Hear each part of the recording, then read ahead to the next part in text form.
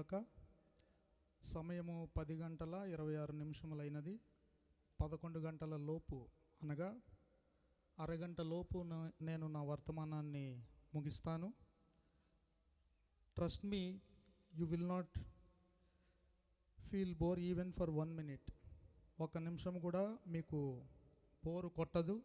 ఎందుకంటే నా మాటలు గొప్పవి కాదు, దేవుని వాక్యం అటువంటిది. అది 2 అంచుల వాడిగల ఖడ్గము వంటిది. 1972 సంవత్సరంలో ఏబి మాసిలామణి అనే ఒక క్రైస్తవ కవి ఆంధ్ర క్రైస్తవ కీర్తనలలో అందాల తార అరుదెంచే నాకై అంబర వీధిలో అనే ఒక అద్భుతమైనటువంటి పాటను ఆయన రచించారు. చిన్నప్పుడు ఇప్పుడున్నటువంటి హౌస్ ఆఫ్ ప్రేయర్ సంఘాన్ని రేముళ్ళ జాన్ గారు అనే గొప్ప దైవ సేవకులు ఆ సంఘానికి కాపరిగా ఉన్నప్పుడు ఆయన జీవించినటువంటి ఆ రోజులలో ఈ ఊరికి మేము వచ్చినటువంటి కొత్తలో బాగా చిన్నగా ఉన్నప్పుడు ఆ మందిరానికి వెళుతూ ఉండేటప్పుడు ఆయన ఆ పాట చాలా చక్కగా పాడేవారు. చాలా వినసొంపుగా ఆ పాట ఆయన పాడేవారు. అది చాలా అట్రాక్టివ్గా అనిపించేది, బాగా ఆకర్షించేది. దాని యొక్క అర్థం ఏమిటో అప్పుడు తెలియదు, కానీ ఇప్పుడు ఈ పాటలో ఉన్నటువంటి ప్రతి చరణాన్ని చదివితే ఈ ప్రతి చరణము ఒక వర్తమానము. ఏబి మాసిలామణి గారు అంత గొప్ప ఆంధ్ర క్రైస్తవ కీర్తనను ఆయన రచించారు. పాటలు అంటే నా దృష్టిలో ఆంధ్ర క్రైస్తవ కీర్తనలే. ఒక్కొక్క కీర్తన ఒక్కొక్క వర్తమానము. ఇప్పుడున్నటువంటి పాటలలో సరి అయినటువంటి అర్థాలు, సరి అయినటువంటి వ్యాకరణము, గ్రామటికల్గా కరెక్ట్గా లేకపోవడం, ఎన్నో మిస్టేక్స్ మనము చూస్తూ ఉంటాం.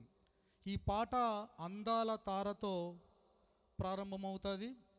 రచయిత ఈ పాటలో అందాల తార అలాగే యేసయ్య తార అనే 2 విశేషణాలను ఎక్కువగా ఆయన ఉపయోగించారు. అందాల తార, యేసయ్య తార. తూర్పు దేశపు జ్ఞానులు వాక్య భాగములో గనక మనము చూసినట్లయితే మత్తయి సువార్త 2వ అధ్యాయము 1 నుంచి 2 వచనాలు. రాజైన హేరోదు దినములయందు యూదయ దేశపు బెత్లెహేములో యేసు పుట్టిన పిమ్మట ఇదిగో తూర్పు దేశపు జ్ఞానులు యెరూషలేమునకు వచ్చి, యూదుల రాజుగా పుట్టినవాడెక్కడనున్నాడు? తూర్పు దిక్కున మేము ఆయన నక్షత్రమును చూచి. నక్షత్రము వేరు, యేసయ్య నక్షత్రము వేరు. తూర్పు దేశపు జ్ఞానులు, వారి పేర్లు జ్ఞానులుగా సంబోధించబడ్డాయి. వారికి ఉన్నటువంటి విశేషమైనటువంటి జ్ఞానమును బట్టి their names were mentioned as the wisest in the world. Probably they are the wisest in the world. వారు ఎందుకు జ్ఞానులు అంటే అప్పటి దినాలలోనే వారు శాస్త్రాలను తిరగేసి ఇప్పుడున్నటువంటి ఆస్ట్రోఫిజిసిస్ట్స్ కంటే కూడా ఖచ్చితమైనటువంటి లెక్కలతో ఆకాశములో వెలిసినటువంటి వింతైనటువంటి తార. తార అంటే చాలామంది క్రైస్తవేతరులకు అర్థం కాకపోవచ్చు. నక్షత్రం.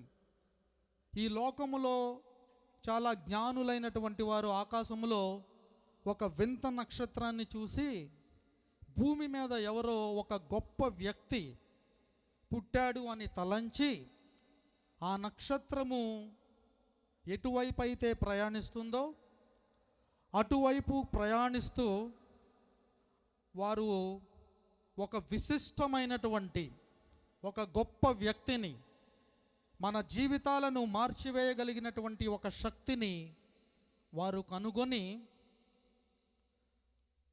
వారు ఆయనకు కానుకలు అర్పించినట్లుగా లేఖనములు సెలవిస్తున్నవి. ఆ నక్షత్రమునకు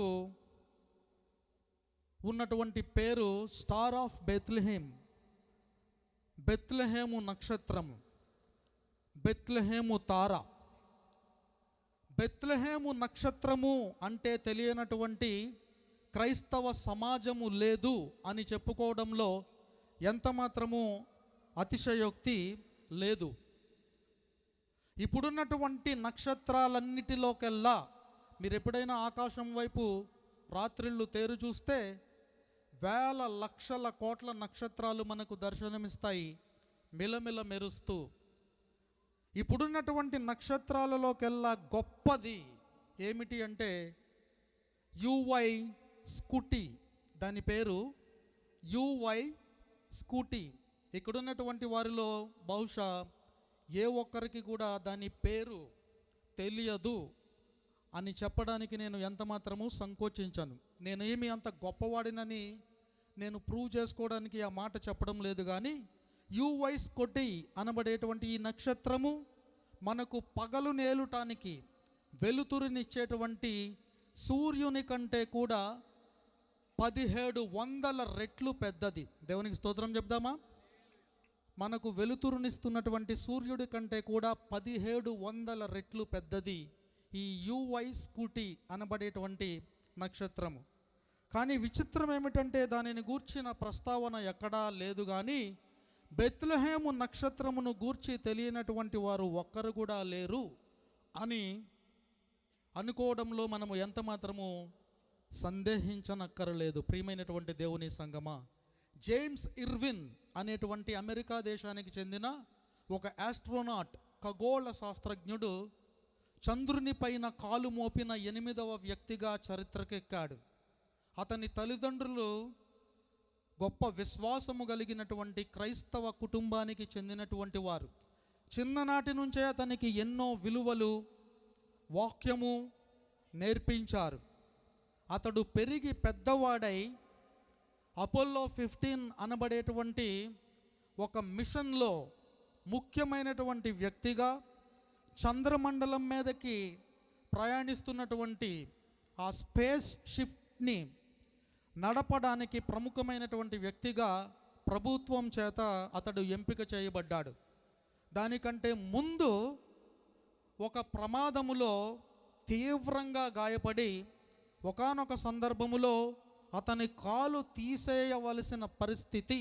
తల్లిదండ్రులకు ఈ విషయాన్ని తెలియజేశారు. తల్లిదండ్రులు ఎంతో దుఃఖించారు, భారముతో ప్రార్థించారు. కానీ దేవుని కృపను బట్టి ఒక గొప్ప వైద్యుడు ఆయనకు సరి అయినటువంటి సమయంలో సరి అయినటువంటి వైద్యాన్ని అందించడం వలన ఆయన త్వరలోనే కోలుకొని, కాలు తీసేయబడవలసినటువంటి వ్యక్తి త్వరలోనే కోలుకొని చంద్రుని పైకి వెళుతున్నటువంటి 8 మందిలో ఒకడిగా ఎంపిక చేయబడ్డాడు.